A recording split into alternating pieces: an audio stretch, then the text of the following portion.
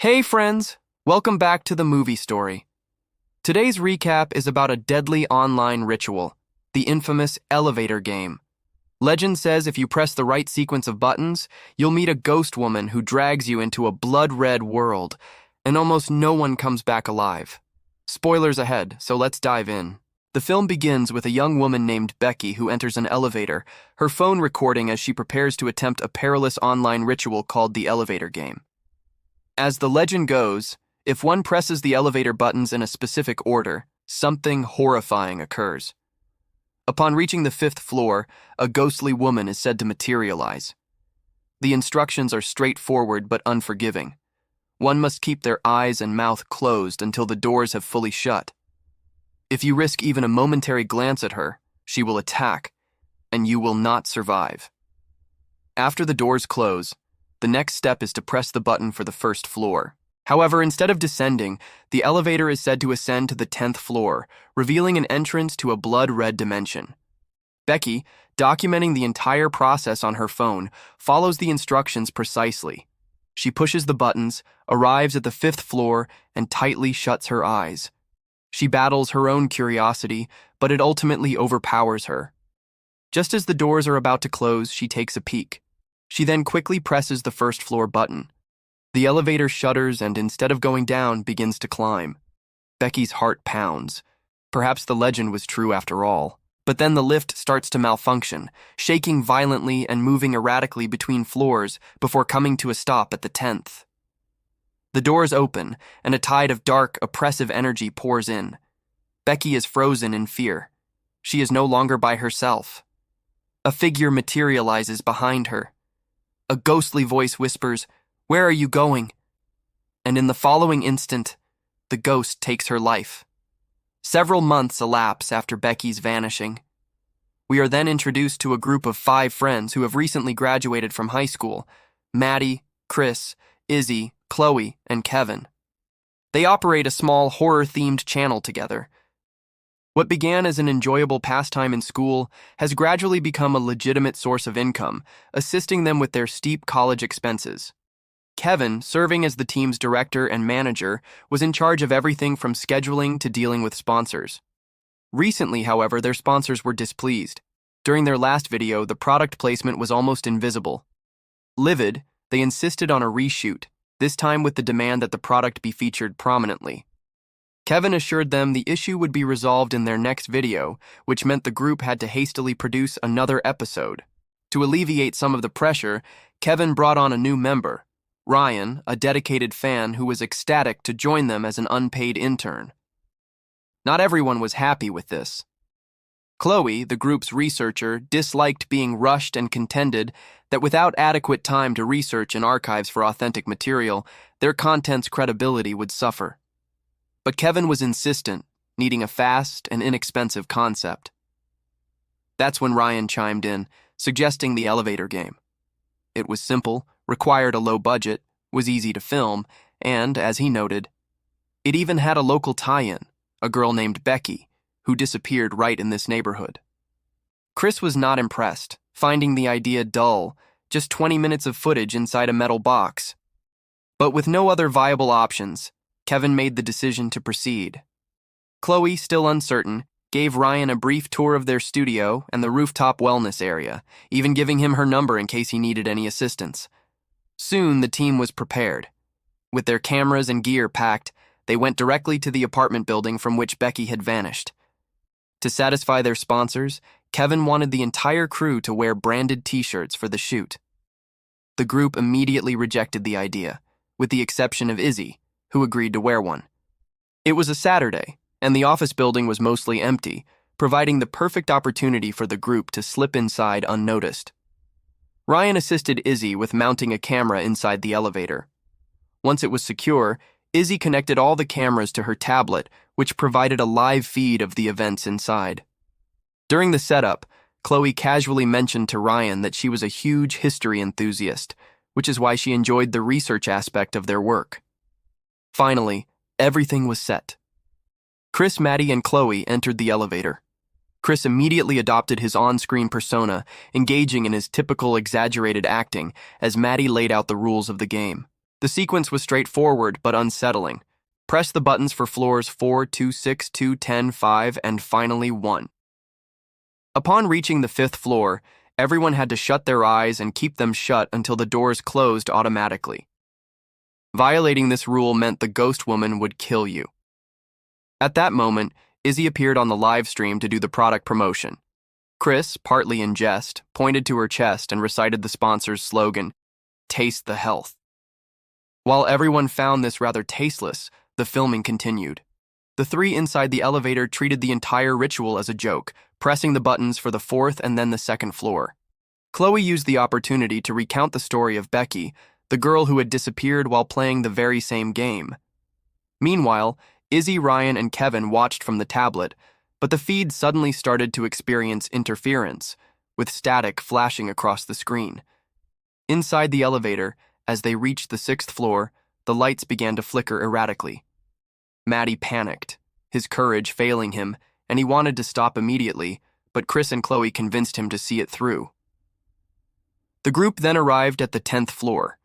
The doors opened to reveal a completely bare hallway. They started their descent, heading for the 5th floor, the pivotal point of the legend. By now, Maddie was petrified, begging Chris not to open his eyes and whispering that he now truly believed in the legend. Chris simply smirked and agreed. Down in the lobby, a security guard entered on his routine patrol, forcing the others into hiding. The tablet was still streaming live, but they couldn't see the events unfolding. Inside the elevator, the 3 students closed their eyes firmly. The camera continued to record. Chris, unable to contain his curiosity, cracked his eyes open for a split second. He saw nothing. No ghost. No attack. He chuckled quietly. The doors eventually closed.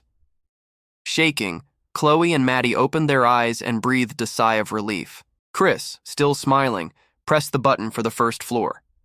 But instead of descending, the elevator started to climb. Something was wrong. As the elevator continued its ascent, Maddie, in a panic, rushed forward to try and stop it, but Chris and Chloe restrained him. Abruptly, the lift came to a halt on the 9th floor. An office worker had called it to go down. The man was surprised to find the students crowded inside. A few moments later, the group arrived safely in the lobby. But just before the doors closed, Chloe froze. She heard a faint but distinct sound, a nursery rhyme. Back at their base, Izzy discovered she was in serious trouble. A strange signal interference had corrupted a significant portion of their footage, leaving them with nothing usable. A reshoot was their only course of action. Chris flatly refused, dismissing the entire thing as a ridiculous fabrication. It was then that Ryan revealed the truth. The missing girl, Becky, was his younger sister. She had been a high school freshman when Chris became involved with her, promising to feature her on their channel if she filmed the viral elevator challenge. Eager to impress him, she attempted it and disappeared. The group was in shock. Izzy and Chloe were overcome with anger, accusing Chris of taking advantage of Becky. Chris retorted that she hadn't been exploited, she had simply run away. The disagreement escalated into a physical altercation between Ryan and Chris right there in the lobby. Before things could get worse, the building's security guard intervened and ejected them all. Later, Chloe attempted to console Ryan, though she was also furious with him for having lied about his motives just to involve them in his personal quest. Izzy and Kevin returned to the studio to work with what little salvageable footage they had, until Izzy suddenly remembered that she had left one of the cameras behind, the one still inside the elevator. They had no option but to go back to the building. That evening, Chris tried to call Chloe to discuss his feelings, but she ignored his call, still incensed. At her apartment, she heard that same spooky rhyme again, the one from the elevator. Meanwhile, as Chris entered his own apartment lobby, he saw it. The ghost, the same woman who had appeared when Becky vanished.